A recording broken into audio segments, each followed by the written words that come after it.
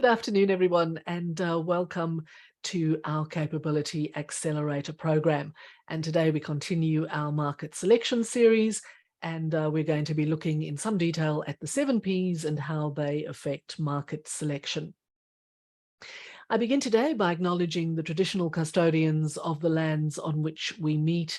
And for me, this is the land of the Wurundjeri people of the Kulin Nation. And I pay my respects to elders past, present, and emerging. And I also extend that respect to any Aboriginal and Torres Straits Islanders peoples who may be joining us on today's webinar. I'm Collins Rex. I'm the lead for the Victoria Mets Export Hub, and I'm delighted to be your moderator for today's session.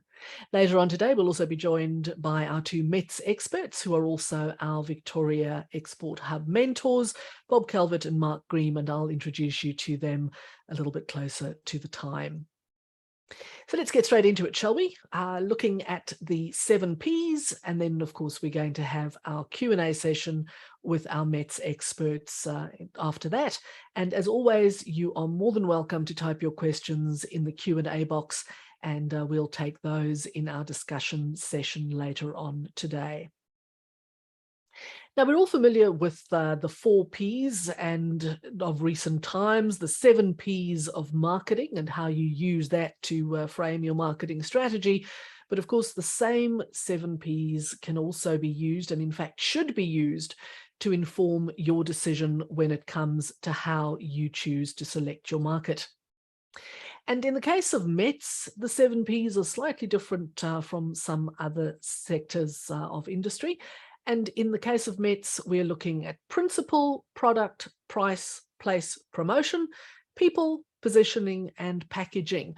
And the main difference, of course, when it comes to Mets is that packaging, we're not talking about boxes and labeling, we're talking about brand packaging.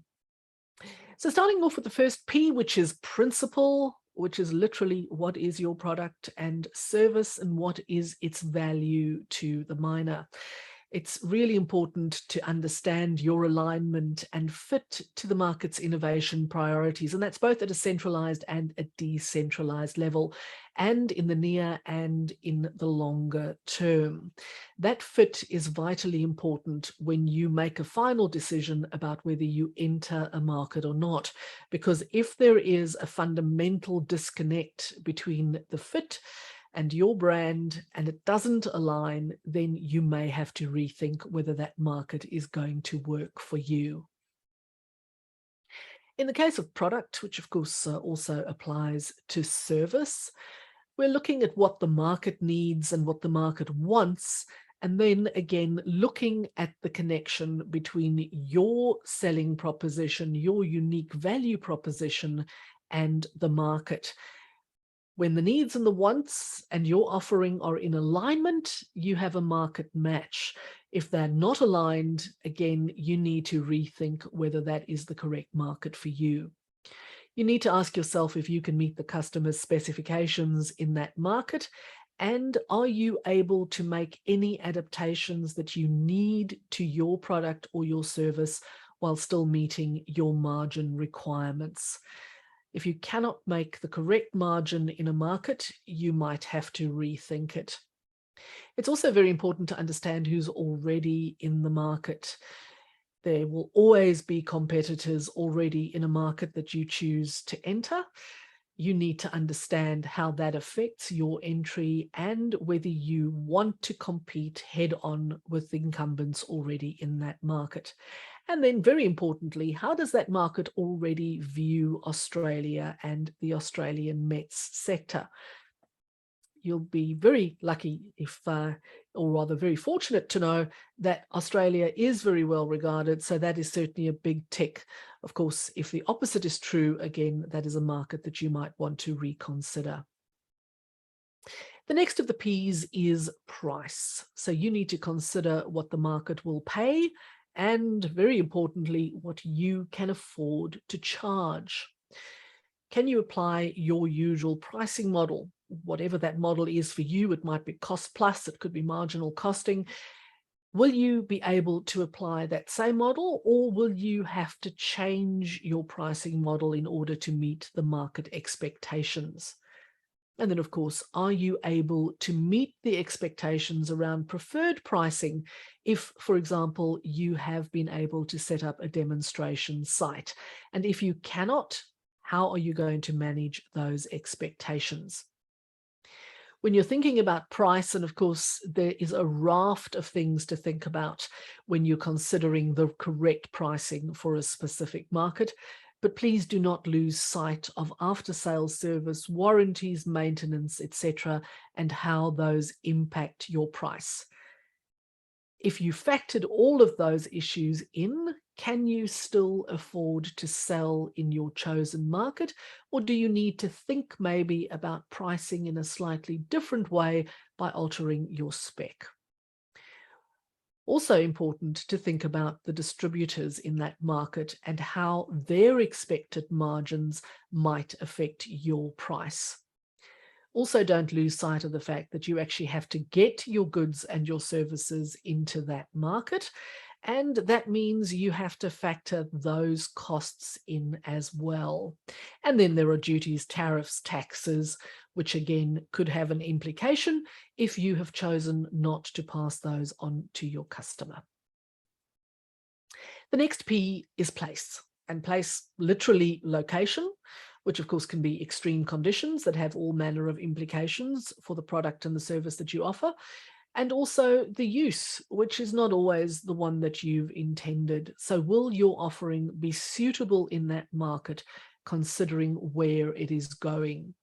Also take into account when you're thinking about market selection that you're not necessarily thinking of a country, you're thinking of a specific location in that country, and you have to choose the appropriate one for your product and your service. Also think about whether Australia has an FTA with that market. Now, having a free trade agreement, of course, could have implications for tariffs and duties. You might have preferential tariffs that apply to your product. And even though those might be small in terms of margin, they might give you a bit of a competitive edge over a customer who is in a country that doesn't have an FTA. Also take into account regulations, ones that may stop you exporting from Australia or ones that may stop your customers importing. Also think about sanctions regimes. If there is a sanctions regime against a particular market, chances are you will not be allowed to sell into that market.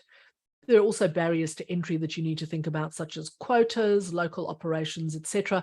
And we will be looking in a lot more detail at barriers to entry in a future session.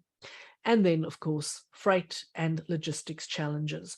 Less of an issue if you're selling a service, particularly if what you're delivering is online, unless there is a problem with infrastructure online that could also hamper the delivery of your service.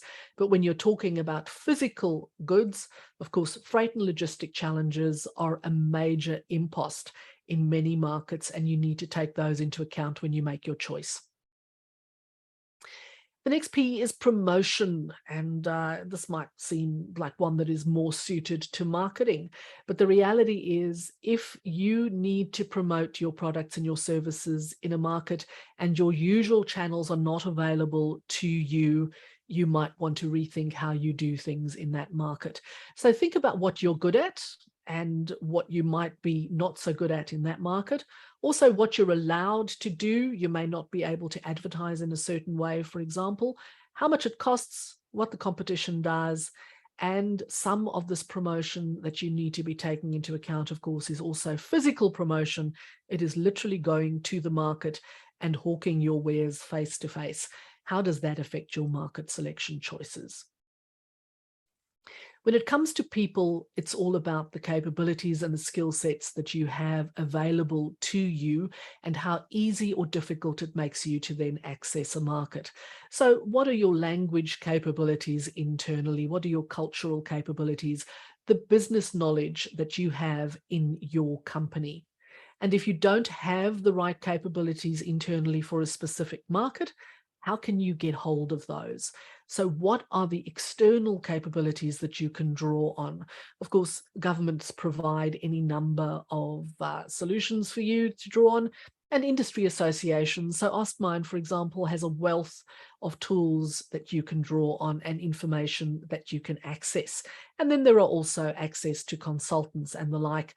And if you're a member of the Victoria Mets Export Hub, you also have access to our 2 mentors who can give you one-on-one support for the market that you're thinking about.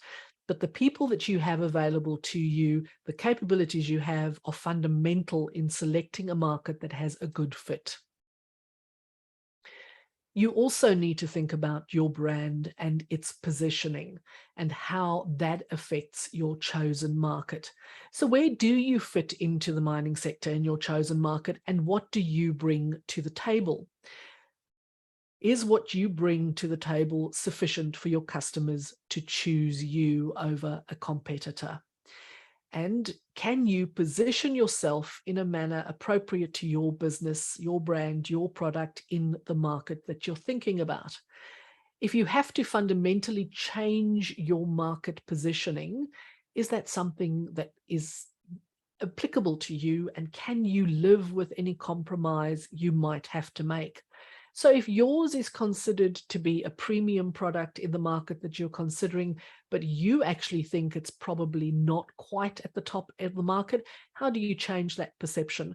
And indeed, can you change it? And we'll be exploring those questions a little bit later on today. And the final P that we're going to think about and examine more closely in our Q&A section is packaging. And here we are talking about the right brand for the market and how you wrap your product and your service in that brand. So how is your brand already perceived in that market? And if there is a perception of your brand, is it the way you actually want to be seen? If there's a negative brand perception in a market, it could be very difficult to turn it around. And you do have to be aware of that before you decide to enter that market. And you need to have a strategy to address any issues that may arise. Of course, if you have no brand recognition in the market, how are you going to go about getting that brand recognition before you entering? And can you afford the costs that will be involved in that? And if the answer to that is no, then you might think about a different market. And you also have to take into account who is already in that market and what those competitors are going to be doing and how that affects the way in which you are going to have to promote your own brand and indeed change possibly your own positioning. Well, now that we've covered the basics and we've had a good trot through it, it's time to ask the Mets experts, and I'd like to invite our 2 mentors, Bob Calvert and Mark Green, to join us. Welcome, Bob and Mark. And Mark, of course, is an engineering and marketing professional who's got over 30 years of industry experience in mining, agriculture, medical, and the manufacturing sector. Very much a hands-on product development guy is Mark, and he's got numerous products that he's launched internationally over the years. He runs his own business, and in that capacity, he also continues to pursue his passion for product development and export. And as one of our mentors, you have access to Mark's skills and capability to help you on your export journey. Welcome, Mark. Thank you, Collins. And then, of course, we're also joined by Bob Calvert. Bob has got well over 40 years of experience in professional management, and he's specialized in global and national distribution and a raft of other areas as well. He combines his sales and marketing experience with general management and, of course, tertiary qualifications. And again, through the wealth of experience that Bob has in the Mets and mining sectors that he's gained over many years, he brings to the table access and a number of war stories that he's going to be sharing with us today. And again, one of the mentors to which you have access. Welcome, Bob. Thank you, Collins. Nice to be here again.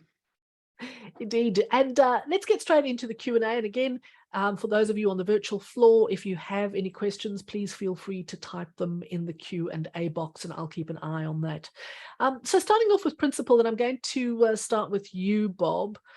What exactly makes a good brand or a company and a market fit? How do you mesh those two together?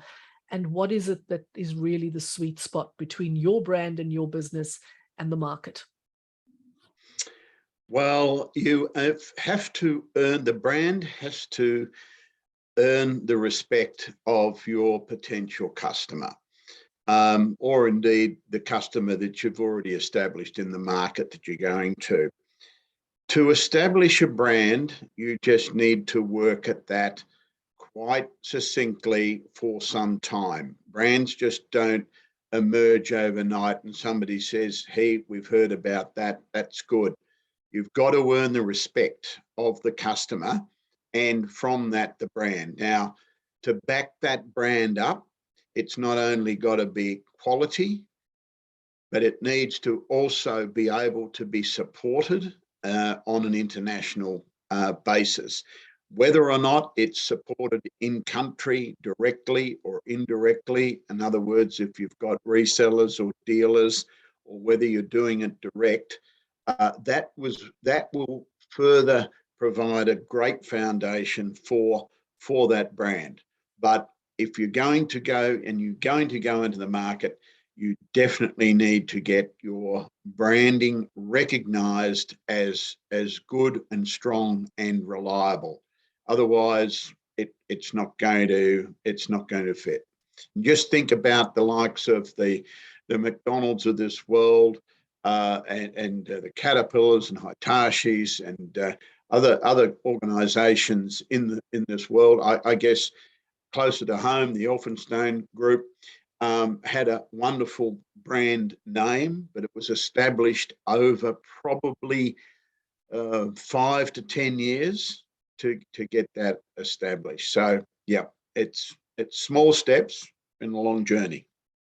So everyone can be an overnight success, provided that night lasts 5 or so years. Well, it is, and it's a bit of a double-edged sword, because if your product is so unique that it's got a niche, then its brand is probably going to accelerate quite succinctly, but there's no guarantee of that. Absolutely. And Mark, so how do you go about deciding that a market is indeed right for your business, for your brand, for your product? And conversely, when do you decide that this is just not a good fit and you walk away and try your luck somewhere else? Well, I guess, going to the market and understanding the way the companies operate within that market, and having a good understanding of how they do business and whether or not that aligns with your core values and how you want to do business. A lot of that stuff can be done with desktop research, but it also does help to go there and understand and ask questions of other players that are already operating in that market. How did you go about getting in here, and what were the pitfalls that you found? So using the network. And for me, I've always sort of, as a soft entry to a market, I've gone on a trade mission. So like the likes of Austmine or Austrade, I've done multiple trade missions into new markets just to dip a toe in the water, get a bit of an understanding of how they do business. What are the mining companies actually looking for? Is my technology the right fit for this market, or are they, still doing things in a different way? Not to say that would be a decision to not go to that market. It just means it's going to be a longer process, because you have to educate the market that there is a different way, or there is a better widget. So I guess, yeah, desktop research, rely on the industry associations, and go there, go and check it out. And I'm going to stay with you, Mark, while we're talking about going there, testing the market, etc. Let's talk about product. When it comes to testing the suitability of your product in a particular market that you're considering, can you, A, just assume that what works in Australia is going to work in that market? And B, if you cannot make that assumption, what is the best way? Would you suggest that setting up a demonstration site having some use cases that you can demonstrate, or are there any other ways that you can go about proving the suitability and testing the suitability of your product in that market? There's many ways to skin that cat, and just a bit of a war story, I guess. We have in the past, we've bought people from a particular mine overseas to our facility to let them touch, feel, operate, understand how things work before they even decided to purchase the product. During that time, we discovered that the standard product wouldn't kind of work for their market because they have lower grade fuel. Their standards of safety weren't quite as rigorous as they are here.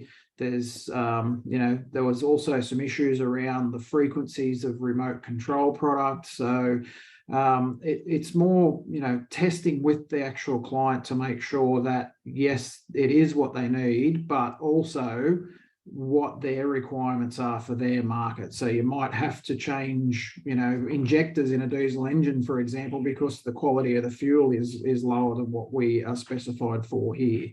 You might not need to have flashing lights and reflective tape all over it because their safety standards don't require that. So, it's basically communicating with the end user, making sure that you understand the way they do things and also what their wants and needs are, and then I guess manipulating your product to suit their needs. Thanks very much, Mark. And Bob, I'm going to ask you to embroider on that for us a little bit if you've got any other thoughts to share. And while you're talking about that product, also, how far should you as a manufacturer be prepared to go to adapt your product, to change your product specification, etc., to suit the needs of your customer?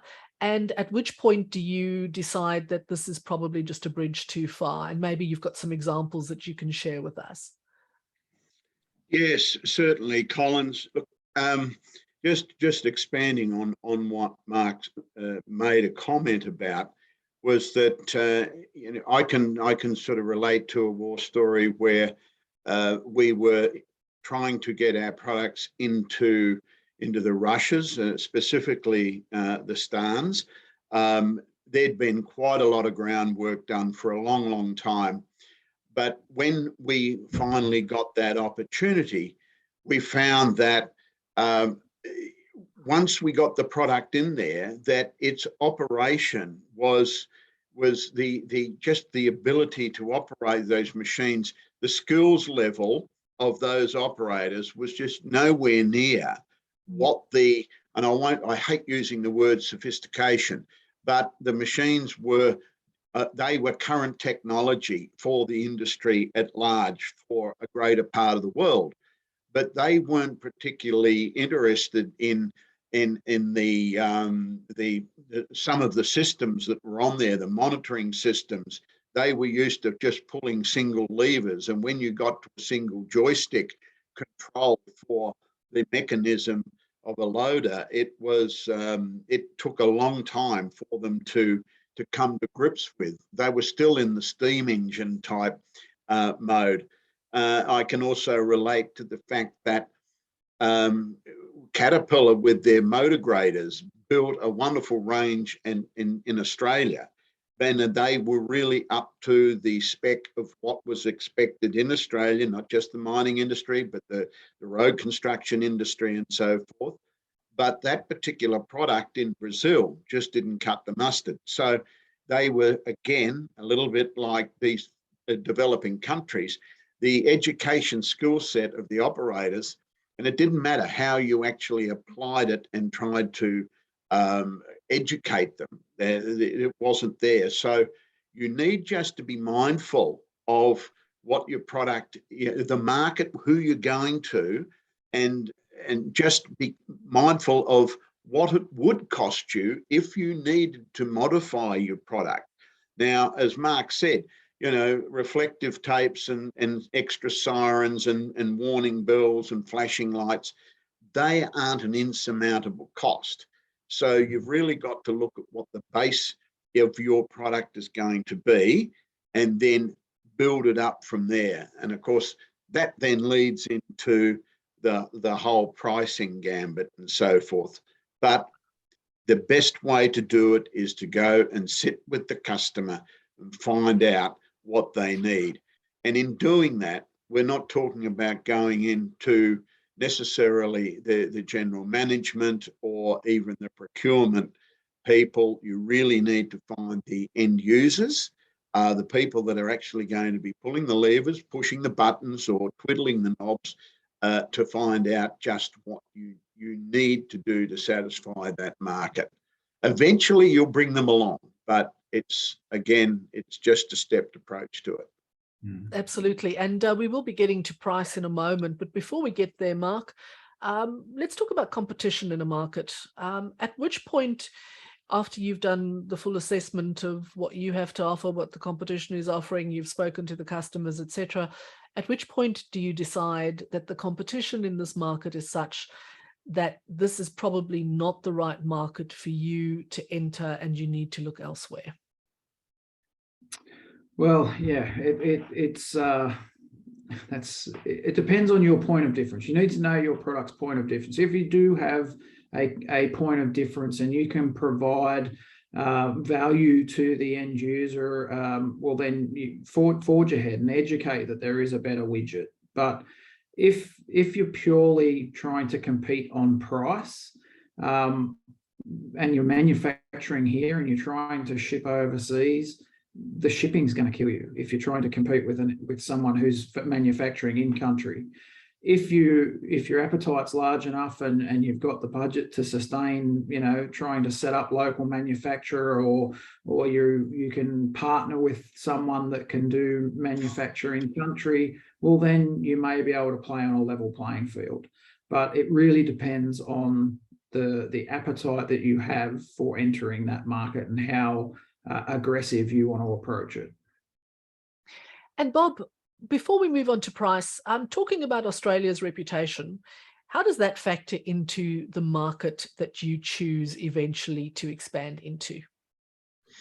Well, it's a well-known fact that the mining equipment and technology services sector in Australia, the products that are developed in Australia for the mining and minerals processing industries, is recognised globally as par excellence. There is no question that you won't get an audience if you are coming in from Australia with an Australian product. You will always get an audience because just simply the fact that the quality and the expertise and so forth that comes out of Australia is recognised worldwide. And for that matter is where, and if you lead into the sort of price, that should be the last thing you talk about. So the credibility is already established. You don't need to, it's virtually, it's like going in and getting something from the bank. You've got to get 100 points. You'll have 100 points straight up with just knowing it comes out of Australia. And of course, if it's been tested and proven in Australia, which obviously it will have done because you've already established your credibility somewhere along the line in the Australian market, then you can springboard off that as well. But that really is, it's a great big tick for a start. So being Australian... Can I just add something to that, Bob? Of course, of course. It wasn't always like that, was it, Bob? You'd remember back in the early days of us going overseas, like if in America in particular, if it wasn't made in America or didn't have a stars and stripes on it, they didn't want to know you. So there's been a lot of work done by stalwarts of the industry, such as Bob Calvert, to get that reputation to where it is. So, we've put the hard yards in already. Yeah, that's exactly right. And there's all sorts of different connotations you can take on that, Mark. But, when we first started to export overseas, the very, very first machine we exported was to South Africa. And the reason for that was that there were some mining engineers that were expanding their career horizons, had left the Australian shores and knew that, you know, when they got over there and they were working in a particular mine site, and they said, you know, you guys need to try this product out of Australia called Elphinstone.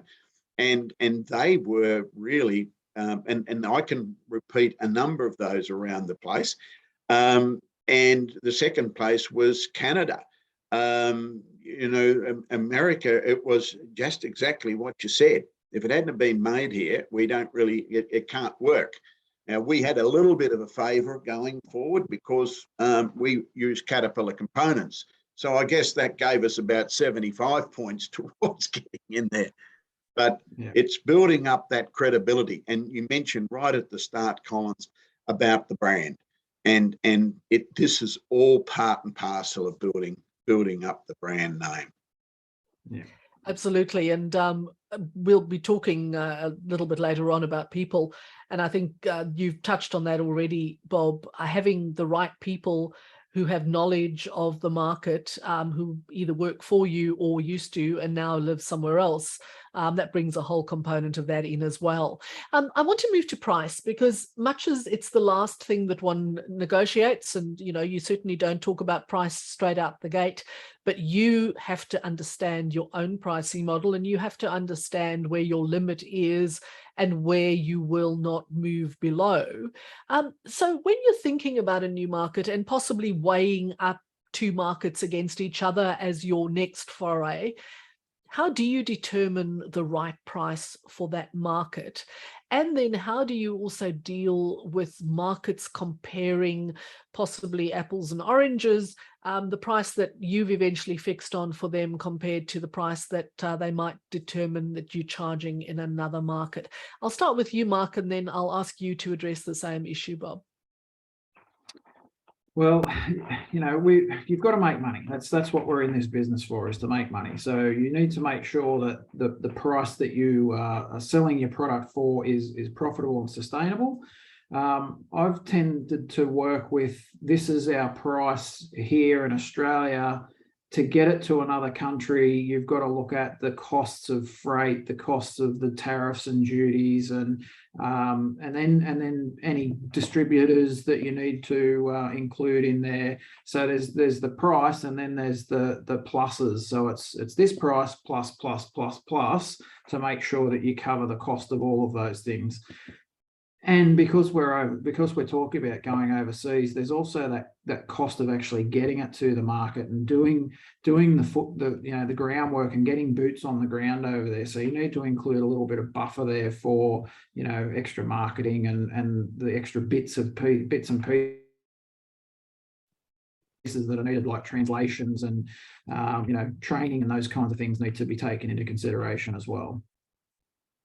Indeed. And Bob, before I throw to you, maybe some of the things that you want to think about addressing for our virtual audience is, when you are thinking of that pricing model and it's come to light that the price that you need to sell at is just too high for that market to bear, but the market is really keen, are there ways in which you can perhaps change the spec of the product so that you don't necessarily make it a lesser product, but maybe you do remove some of those bells and whistles we talked about earlier to get the price down? Maybe you can talk about some of those examples for us. Yes, you can. I think you've got to know what your real costs are. Whatever your mousetrap happens to be, you must know what your costs are. Once you've got that established and you're very comfortable with that, as Mark said, you've got to then add on those things that are going to get you into that market. Now, if you've added all those things up and you've done your research and you've checked out with your market research what the competitors are in there, I mean, there's got to be a bit of a baseline that you need to understand. You've got that then in your intelligence, that's your market intelligence.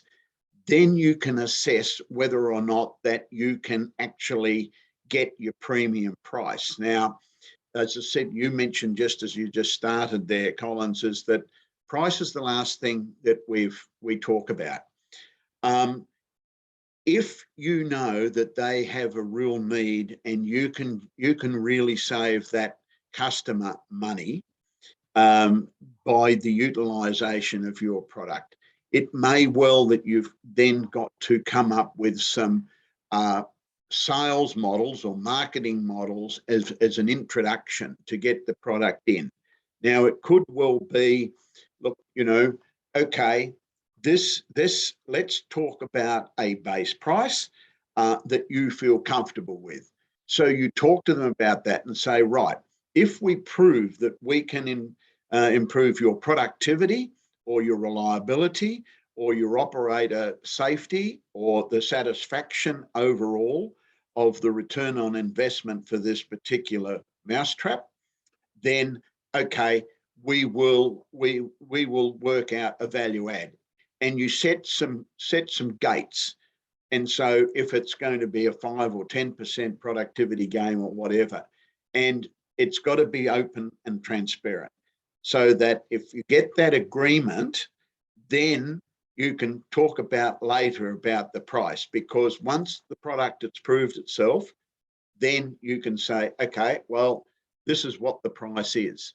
And as Mark said before, profit's not a dirty word. If you don't make a profit, you may as well not go there.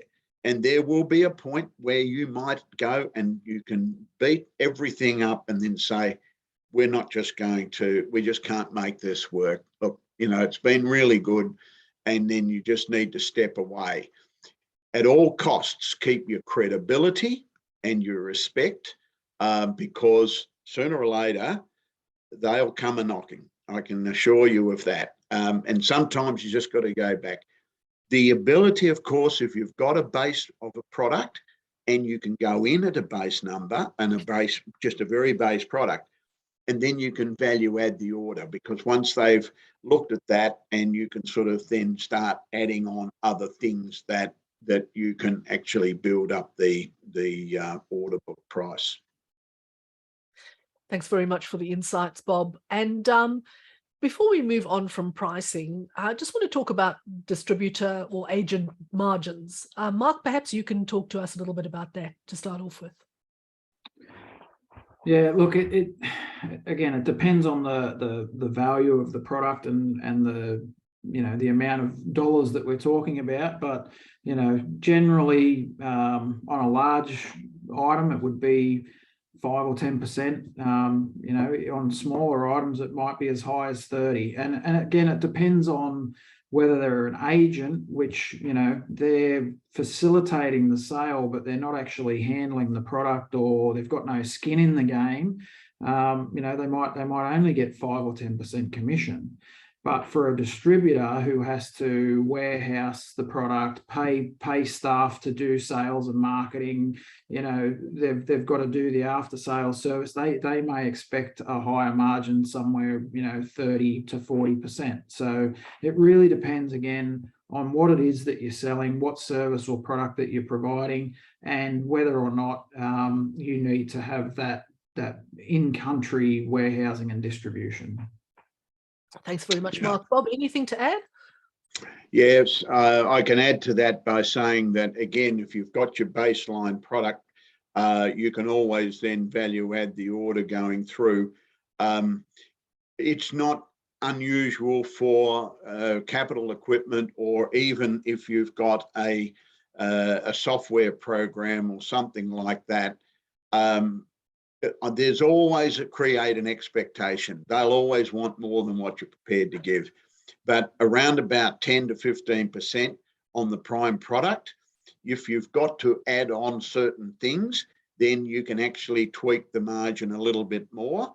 And then of course, if it's got a spare parts component, then they look at the big picture and the return. And you need to be able to provide that dealer or distributor with an understanding of what their overall return will be on that product, because if it's just something that you plug and play, then they might not just get the money, and that's where Mark was saying they might just want something a bit higher.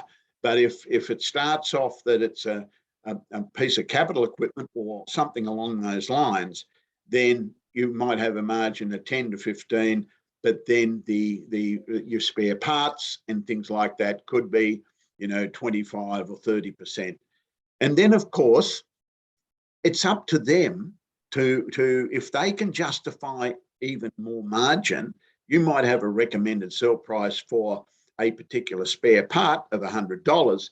They might be able to get $110 for it if they decide to put that part on site, on consignment or whatever. So they can actually build that up. You must, wherever possible for your prime product though, work out that you need to have ultimate control over that price, because the dealer or distributor could knock you out of the market very quickly if they got greedy. And in a future session, we are, of course, going to look in more detail at market entry models, including that ultimate negotiation between you and your distributor or you and your agent and the difference between them, and how you address that. So if those of you who are joining us today have any thoughts around that or any questions, please remember to get them through to us in advance so we can make sure to address them. Moving on to place now. Australia, of course, has free trade agreements in place with a number of different countries. They all have varying terms, conditions, etc. Most of them address tariffs and duties, but they also address access in many cases as well. So, Bob, staying with you for the time being, how important is it that the market you're considering has a free trade agreement with Australia? Is it indeed important at all? Look, I only can speak on my experience, and it really doesn't mean a lot of difference. Comes back to the fact that because the METS industry is so well respected, look, it certainly is an aid, there's no doubt about that, but you could use that free trade agreement percentage, which could only be anywhere between 7 and 9% usually, depending on the country, but it's around that. It may assist in things like import tariff reductions, but in the big scheme of things, I don't see it as never been in the industry we're in. Now, if it's in a commodity item, certainly it would be better. So I don't want anybody from DFAT coming and knocking on my door with that comment, but really, in the industry that we're in, I see that it's very marginal, if at all. I don't know what you would add to that, Mark. No, I'm the same, Bob. Look, in my experience, it's nice to know that they are there and that there's no barriers to doing business in those markets, but that's never been a decision-making point for us for whether or not we'd approach that market. We've always gone, okay, there's one there, and the import duty is going to be a little bit less, but it's never been we're not going there because we don't have a free trade agreement sort of thing. It's a nice to have, but it's not a necessary. Yeah. And Mark, you mentioned barriers to entry, which of course duties and import duties and tariffs is really just the beginning, and those are the easy ones to identify because there's a schedule of tariffs available. But there are any number of other potential barriers to entry. So what sort of barriers to entry in a market have you encountered over your years of exporting? Maybe you can give us some examples of those and the ways in which you managed to overcome some of those barriers as well. Yeah, so I guess local political issues and protests around mining in certain countries have caused us grief in the past. I'm dealing with an issue at the moment in Peru where I've got product on the ground, but I can't actually get it to the mine site because of some local political issues. We've really just had to deal with them off the knee as they've come up. You fill out the paperwork that's necessary, you pay the money that's required in the country to keep it moving, but at some stages there's things that you can't manipulate from here. it always helps if you've got someone on the ground in country that can help drive it, be that an agent or a distributor or someone from within the end user organisation that can, you know, pull from the other end. You know, we've had strikes on the wharves that have been a barrier to entry. You know, the product has been stuck in a shipping container sitting on a dock because the wharfies are on strike. So there's other things to consider when you're exporting, and you need to be prepared for. But yeah, there's been a few different issues along the way. I'm sure they have. And Bob, I'm going to ask you to share some of those examples that you've encountered as well. And it's important for our audience to understand that some of those barriers might be so difficult to overcome when you look from the outside in, that you might decide that there are easier markets to choose. But Bob, some examples that you can cite, and then we'll move on to the next section. Okay. Yes, look, I can cite a particular one. And we were, in the end, very thankful that we had somebody on the ground in a particular country that was able to assist us to move forward. But there was an enormous amount of pain getting to that point.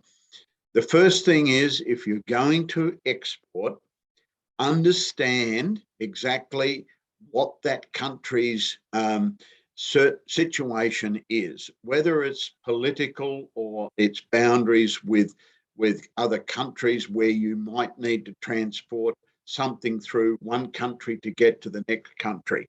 Of course, if it's a software program and you can actually send it across the Ethernet, these rules don't apply. But a war story that we had was that we had a particular landlocked country in the Africas that we were sending a piece of equipment in, and everything was, we thought, bona fide. It arrived in South Africa, in Durban. It was shipped across. It got to the border between that and this other country, and there was some issues in surrounding the two countries. The paperwork needed, we thought it was all correct, but it wasn't, because they saw a product coming in from there, regardless of that it had landed from Australia, and it was held up for, I don't know, months, six or 8 weeks, 2 to 3 months. And of course, that affects immeasurably cash flow. The customer gets frustrated. And in the end, you need to really, that's sometimes where you need to call in some extra support from the government to help move those things through. That doesn't always work either. So again, you've got to really understand the particular market that you're going to in the country.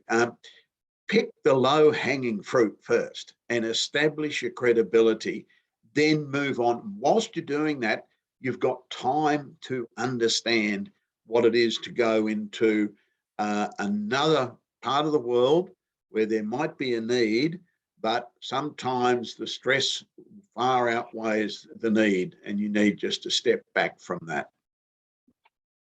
Absolutely. You've got to know when to cut your losses. I'm going to move on to promotion, and I'm conscious of time and wanting to give the virtual floor an opportunity to ask questions as well. So Mark, just one question to you, and that is, how much, and is there a ballpark percentage should you be expecting to spend on your marketing and promotion annually?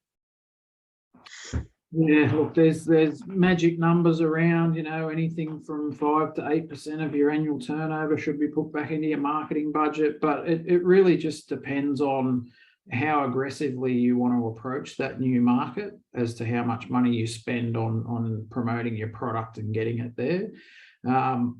For me, the way I've tended to approach it is to do the trade show thing, make sure that there's a need for it in the market, do the trade missions, do your soft entry, and then you can really sort of make an educated decision onto how much you want to put into that market. Is there really a demand for your product, and do you have a potential return on that investment within that market before you go and throw, tens of thousands of dollars after the market. And don't throw good money after bad. No. Bob, I'm going to turn to you now with people, and you've already cited an example of the early days of you selling product into South Africa was because some Australian engineers had moved across and understood the product and recommended that it be thought of. What are the most essential skills, if you could pick 2 or 3 absolutely essential skills that a business must have before they move into a new market to ensure success? What would those be? Right, they have to have passion. That they must know what the market is, and they must have commitment. If you've got those 3, then to train the people up in that particular country, if you're talking about a reseller or a dealer or something like that, if they are able to come on board with those things, then it's going to be a lot easier. If you just have a particular organisation that says, yeah, we'll take it on, we'll sell this sort of thing, and you go over there, and as Mark said, you work out how much you want to sort of invest in getting the product to the end user, and then you find that you've got to have that middle person, and whether it's a dealer or a distributor or a reseller, whichever one it happens to be. If they don't have that passion and commitment, and you can't get that from the first up, then you've got to reset and go back and have a look at it, because those are the things. They are your eyes, they're your ears, right? And they are the feet on the ground. You can go over there and establish the want and the need and the brand, but if they are not able to fully support that, then you have to go back and reset. And Mark, Bob has mentioned some of the core attributes of that you need both internally, but also in your distribution network on the other side. If you choose to go down the path of setting up an operation and employing people in a particular market, what should you be looking for in those people? And maybe you can share some examples with us of employing people in a market that worked and didn't work, and just general terms, just some tips that people need to be aware of if they're going to be employing staff in a market. Well, look, I guess you've got to have people that, like Bob said, are passionate and they fit with your values and where you want your product to be placed and how you want your product to be portrayed. You can train people how your product works, and you can spend time with them and teach them how to sell the product. But if they don't have the drive and the desire that you need to get the product in front of the right people, sometimes you actually have to go back and say, okay, you're not the right fit, and find the right person.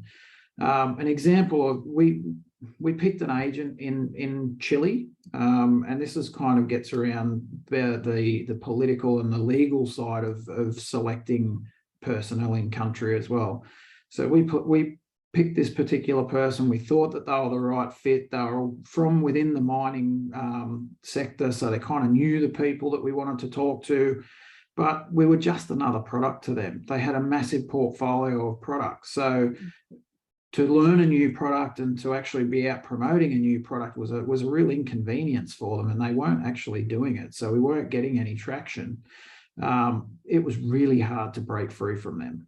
It took a lot of time and a lot of money to break free from them, because we're actually bound to them by contract. So to break that contract was quite difficult. So you have to make sure that you do your due diligence, make sure that they're actually invested in promoting your product. And if you're employing them directly and starting your own business, spend the time with them, learn what they, how they do things, learn who they are, and understand their processes, and teach them how you want things to be done as well. Training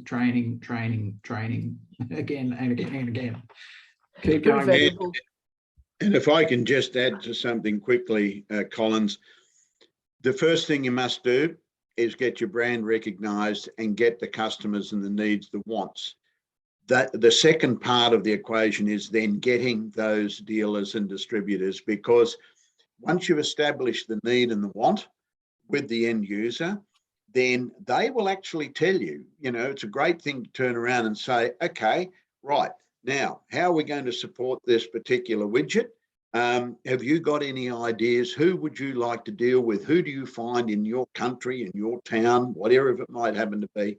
Have you got somebody that you think is good, strong, and reliable? And they're more than happy to tell you. I've never had any issue with any of that, even prior to my involvement with the likes of the Caterpillar dealers, was that if they will tell you, they'll say, yep, go down here, that particular, and then you can start establishing, and it's a great need. You go in and you can say, look, you have been referred to me by this particular mine. And they'll get, oh, this is great, and say, right, now, would you be interested in taking this on? And then, of course, you start that diatribe and working through with it. But I'll always attest that when we were selling the Elphinstone branded product, it had such a great name, which was it was a bloody lot of work to get that name established.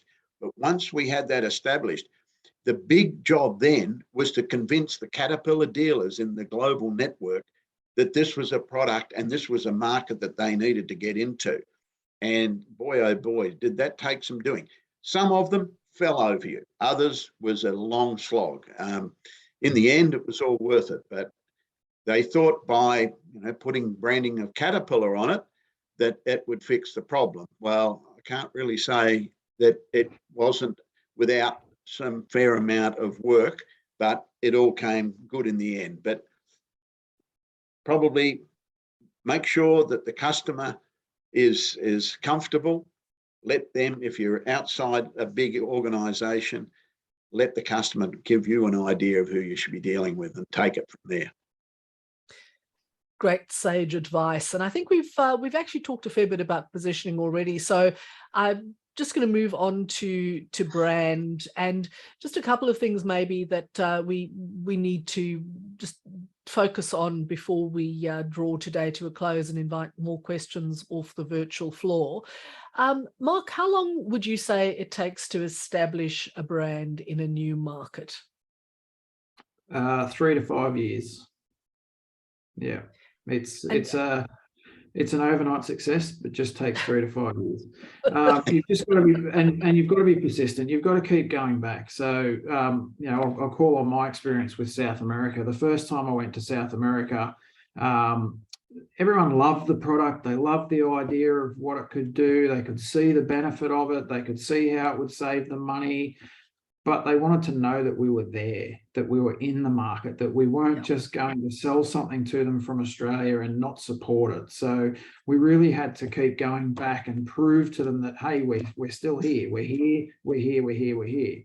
And we've got these agents, and we've got a network. We can support it with spare parts. This is how we're going to service it. So it was, it took at least 3 years, and in some cases 5 years to actually get that brand established. And Bob, your thoughts? Very much the same. Can't deny that it's 3 to 5 years, and it's you going over there. Customers love to see the people that's either invented the product or are from the factory. That to them is showing commitment and passion for the product. But it's not it's an overnight success, but the overnight is a 3 to 5 year sleep. Just hard work. There's no backing from it. Hard work, being exposed, showing your face, showing your commitment, and expect that to be the slog. And while you've got the virtual floor, Bob, any final thoughts from you? Any final words of wisdom? I hope there's a number of things that we put out there as words of wisdom. Look, if your destiny is that you want your product to be recognized as a global product in the market, that you part of your business plan and your whole research and development and where you want this to go, think seriously about how much it's going to cost you to get there. If you've got a high margin, low priced unit, you might find that you're able to get that out into the market a little easier. But if it's a high price, when I say low turnover thing, I mean, that means that you've really got to put the hard yards in. But exporting is fantastic. If anybody tells you that they think it's glamour, and I was talking to somebody last night in 37 countries that I visited during my career. Some of those we didn't go back to because we just knew it wasn't. But you've got to put your toe in the water, and then make a sound judgment. And the old saying is, you walk a mile in somebody else's shoes. Listen, look, and learn. See what the competition's doing, how that's all set up, just so that you understand where you're, what you're up for. But don't think it's an overnight success. But the rewards are truly wonderful if you get established and see the returns in the long term. Thanks very much, Bob. Final words from you, Mark. Yeah, it's like Bob said, it's hard work. It is very rewarding. It's far from glamorous. Long days, late nights, hotels, airports, taxis. Pick a good partner to travel with if you can, and someone that knows the local language and culture. Thanks very much, Mark. And any questions that you have, please type them into the Q&A box. And we've got one here, and I am conscious of time, so we might limit it to just one more after this. An anonymous attendee is asked, what market metrics are analysed during those 3 to 5 years to keep track of the rate of success or the failure of your approach? And how can you quantify the success of your approach when the sales are not yet coming through? So any metrics that you use to measure, and then how do you quantify success before sales actually start coming through? I'll start with you, Bob, and we'll need to. Yeah, I'm just stopping that there so I can read it as I go.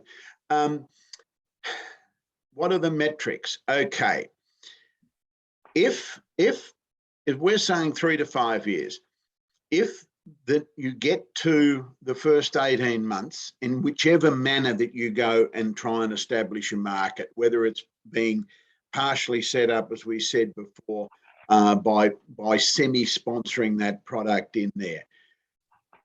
If the customer, and you've got to stay very close to the customer, if the customer is starting to tell you, yes, we can see the benefits of this product, and you can springboard off that, because you're not just going into one particular mine in one country. If you go and establish yourself in Canada, you're not just going to put your widget in just one mine. You're going to try and get at least a little bit of coverage across, because I can tell you every application is different. So you need to spread that load across the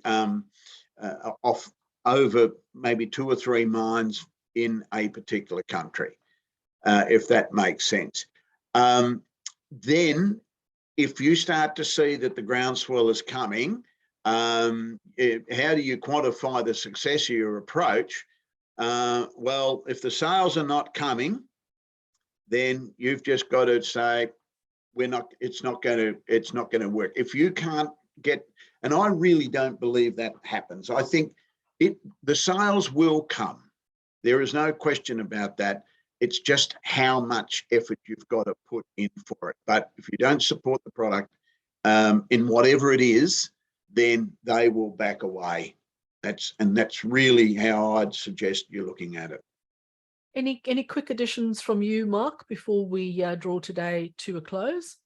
I completely agree with everything Bob just said, and yeah, it's not, you're not going to see instant results, but you will see step change, and you'll see breakthrough, and you'll start to get more touch with the customer and listen to the customer's feedback, understand exactly what it is that they're wanting from you and your product. Thank you very much, Mark. And that is all we have time for today. So I'm just going to introduce you now to my colleague, Grant Philpotts, who's going to talk us through some of our next activities and some of the riveting things that we have ready for you. All yours, Grant. Thank you, Collins. That was another great presentation. I'll tell you, it was good to get your insight there, Mark and Bob. I tell you, it's certainly been a long haul for you guys to get to where you are, and I think the attendees have appreciated the fact that of what you've done, particularly opening some doors up so that other people can quickly scamper in once those doors are ajar, which is always important as well. So as you can see there, we've got some more Capability Accelerator Program webinars coming up, market selection, and then a marketing masterclass. You can register for all our events by going to the register page on our website. That's the easiest place to go, just austmine.com. Just follow the links through there. You need to register separately for every event in this program. It's not a matter of signing up for one and then you sign up for all of them. You have to go through the process for all of them. So 23rd of August is Pitching for Success. I know we ran some number of pitching sessions last year as well, which was interesting as part of our export growth program for our Victorian Meds Export Hub members, and Mark and Bob were both mentors on that, so I'm sure they'll be interested in hearing how they go, and as well as taking part in those. 30th of August, presenting online like a pro. Again, there was an instance that I remember where a guy had never used Zoom before. So I think if you're presenting, you need to make sure that you know how to use the product that the other side is asked to use. I know, for example, I've used the last 2 years, WebEx, Google Meet, Teams, Zoom. I think there was even one that came through on Skype as well. So there's all manner of platforms out there, and you don't need to be an expert in all of them, but you just need to know how to share a screen and do those kind of basic things, although sometimes that still gets me. And then on the 6th of September, our regional cyber roadshow begins. So Collins and I are going on a bit of a trip. We've got the caravan all packed up, ready to go, and we're off to Morwell first of all, so down to the sunny Latrobe Valley. So that kicks off there again. Keep an eye on the Austmine website for the event dates there. 31st of August, we've got our Smart Mining Networking event. That's a panel discussion about mining in 2023, which sounds as though it's going to be an absolute ripper. We had a briefing last week, so that's going to be great. And then on 12th of October, we've got our CEO luncheon, which is Beaconfield Mine Reflections, which is going to be a very good CEO lunch. So keep an eye on those. And then, of course, IMARC is the 2nd to 4th of November. Prior to that, we were just having a discussion off screen. Mark and I are actually going to be in Peru, so we'll be in Peru. So I'm going over there to represent the Victorian Austmine Mets Export Hub on site over in Peru. So that should be interesting. And don't forget as well, 9th of May next year, 9th to the 11th of May is our A23 conference. So sign up for that if you want to get some information of everything else. And as we always say, the best place to go for this information is www.austmine.com.au for all your Austmine needs. Thank you, Collins. Thanks you very much, Grant. And thank you, Bob. Thank you, Mark, for your time and your insights and your vast knowledge as always. We look forward to the next session and, of course, register for all those individual events by going to the Austmine website. Thanks, everyone. Have a wonderful afternoon, and we look forward to the pleasure of your company next time round. Thank you. Cheers. Thank you. Cheerio. Goodbye. Bye-bye. Bye.